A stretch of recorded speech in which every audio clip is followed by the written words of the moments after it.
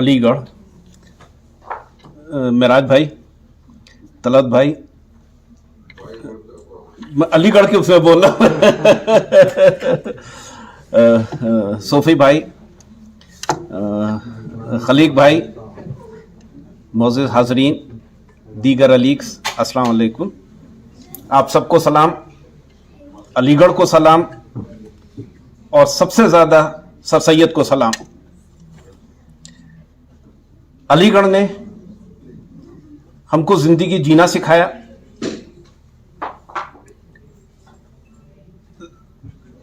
ज़िंदगी में आगे कैसे बढ़ा जाता है वो सिखाया, रिश्ते निभाना सिखाया।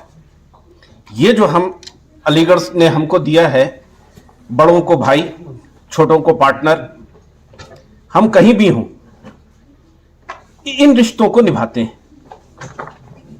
बड़े हैं अगर हमारा ये फर्ज बनता है कि हमारे जो छोटे हैं उनसे शफकत करें, जो छोटे हैं उनका ये फर्ज बनता है कि हम बड़ों की इज्जत करें। ये सारी चीजें हमको अलीगढ़ ने सिखाई हैं। आज हम जो कुछ भी हैं इसमें बहुत बड़ा कंट्रीब्यूशन, बल्कि मैं समझता हूं कि 90% कंट्रीब्यूशन अलीगढ़ का है। आप ये जो अभी आपने डॉक्यूमेंट्री देखी, एक मुकम्मल डॉक्यूमेंट्री है सर सैयद के ऊपर, उनकी विलादत से लेके और आखिर तक सारी ऑलमोस्ट जितनी भी सारी वो चीज़ें हैं उसमें कवर की गई हैं। आप विजुलाइज करिए 1850 और उसका आगे का ज़माना है। मुसलमानों की हालत बहुत अबतर थी, हर तरह से, माशी तौर पे भी और अदरवाइज भी। उस वक्त एक मर्द मुजाहिद आगे आया और उसने ये सोचा कि मुसलमानों की हालत को उभारने के लिए जो एक सबसे बड़ा हथियार है वो सिर्फ एजुकेशन हो सकता है, कि उनको हम किस तरह से एजुकेशनली ऊपर लाएं। ये था उस वक्त सर सैयद का मानना, और मेरे ख्याल से मैं ये समझता हूं कि इससे बड़ा कोई चीज ऐसी नहीं हो सकती जो उन्होंने उस वक्त विजुलाइज की।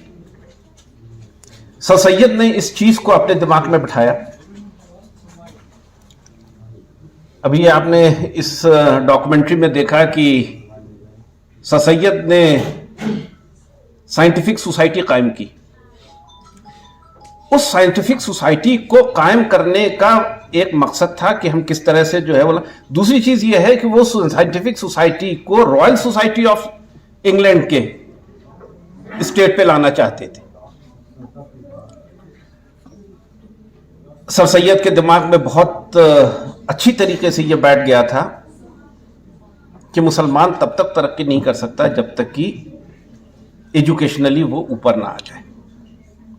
इस चीज को आगे बढ़ाने के लिए उन्होंने स्कूल्स कायम किए। इस डॉक्यूमेंट्री में यह भी था कि वो स्कूल्स मदरसे नहीं थे, उन स्कूल्स में जदीद तालीम की पूरी। पहला स्कूल उन्होंने मुरादाबाद में दिया, गाजीपुर में भी दिया और फिर अलीगढ़ में भी ली। और इसी चीज को, इसी तहरीक को बढ़ाते हुए उन्होंने ये डिसाइड किया कि नहीं साहब, हमें एक स्कूल नहीं बल्कि इसके ऊपर लेवल की चीजें हमको लाना चाहिए। अलीगढ़ में पहले उन्होंने मोहम्मदन एंग्लो इंडियन स्कूल बनाया, इसको फिर उन्होंने कॉलेज में कन्वर्ट किया, और उस कॉलेज का उनका मानना यह था कि यहां का तालिब इल्म सिर्फ मजहबी उसमें न हो, जो जदीद तालीम है उससे आरास्ता हो, और दुनिया में जो तरक्कियात हो रही हैं उन तरक्कियों को अचीव करने में मुसलमानों की एक भागीदारी करे। सर सैयद को मौका मिला इंग्लैंड जाने का। वो अपने 2 बेटों के साथ इंग्लैंड गए, यह आपने इसमें देखा। वहां पे उन्होंने कैम्ब्रिज और जो ऑक्सफोर्ड का वहां पे दौरा किए। उनका ये समझ में आ गया और उनका ये था कि साहब हमारा ये जो कॉलेज है इसकी हैसियत भी ऑक्सफोर्ड और कैम्ब्रिज की ही होना चाहिए। उस वक्त इस चीज को, अपनी मिशन को आगे बढ़ाते हुए अपने उस कॉलेज को उसका एक विजन दिया उस वक्त का।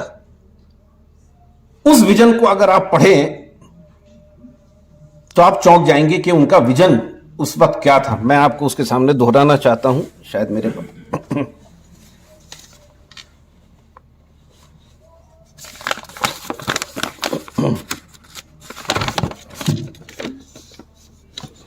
मैं इन वर्बैटिम उसको जो है कोट कर रहा हूं। I may appear to be dreaming and talking like Sheikh Chilli. ये सर सैयद अपने उस मिशन के बारे में कह रहे हैं कि I may appear to be dreaming and talking like Sheikh Chilli, but we aim to turn this MAO college into a university similar to that of Oxford and Cambridge. Like the churches of Oxford and Cambridge, there will be mosques attached to each college. This was the vision of. The college will have a dispensary with a doctor and a compounder besides a Unani Hakim. It will be mandatory on boys in residence to join the congregation namaz. उनके लिए जरूरी थी। At all the 5 times, 5 time को उनको नमाज भी पढ़नी थी। Students of other religion will be exempted from these. Muslim students will have to have a uniform consisting of sherwani type का उस जमाने में होता था। Now, another important thing, bad and abusive words which boys generally pick up and get used to will be strictly prohibited. Even such words as liar, jhootha, will be treated as an abuse and to be prohibited. They will have food either on tables of European style or on chowkis in the manner of Arabs. Smoking of cigarettes and hookah and chewing of beetles, pan वगैरह, shall be strictly prohibited. No corporal punishment or any such punishment as is likely to injure a student's self-respect will not be permissible. It will be strictly enforced that Shia and Sunni boys shall not discuss their religious differences in the college or in the boarding house. At present, it is like a daydream. I pray to God that this dream may come true. ये था उस वक्त का उनका vision उस university के बारे में जिसको कि हम अलीगढ़ मुस्लिम यूनिवर्सिटी कहते हैं। मैंने जैसे कि कहा कि उन्होंने स्कूल्स बनाए, मुरादाबाद में बनाया, फिर उन्होंने गाजीपुर में बनाया और फिर अलीगढ़ में। अलीगढ़ में ही क्यों बनाया? उनकी पैदाइश दिल्ली की थी, काफी अरसा उन्होंने दिल्ली में गुजारा था। दिल्ली एक बड़ा शहर था, उसको छोड़ के उन्होंने अलीगढ़ जैसे एक छोटी सी जगह में यूनिवर्सिटी कायम करने का फैसला लिया। जब उनके दिमाग में यह आया कि नहीं साहब हमको यूनिवर्सिटी बनानी है, तो उन्होंने अपने दोस्तों से, जिसमें फिजिशियंस भी थे और भी एक्सपर्ट्स थे, उनसे राय ली। उन सब के बाद जो है उन्होंने ये फैसला लिया, नहीं साहब अलीगढ़ जो है is the best place to establish this university. वजह क्या थी? पहली बात तो उन्होंने ये कहा कि साहब वहां की आबो हवा बहुत अच्छी थी।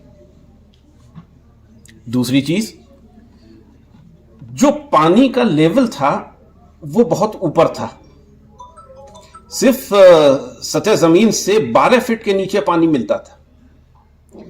क्वालिटी उसकी बहुत अच्छी थी पानी की। तीसरी चीज,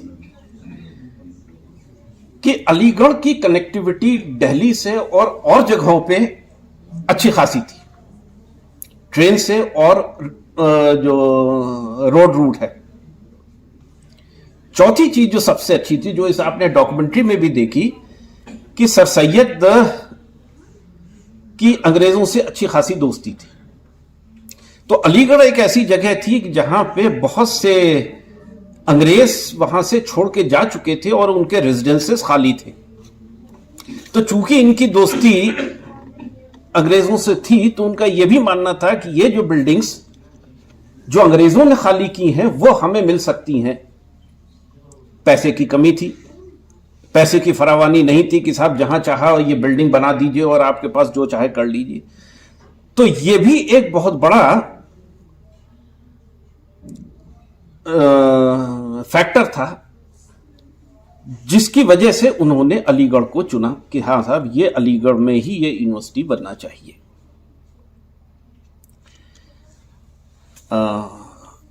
बदकिस्मती से सर सैयद की अपने हयात के दौरान यूनिवर्सिटी नहीं बन पाई।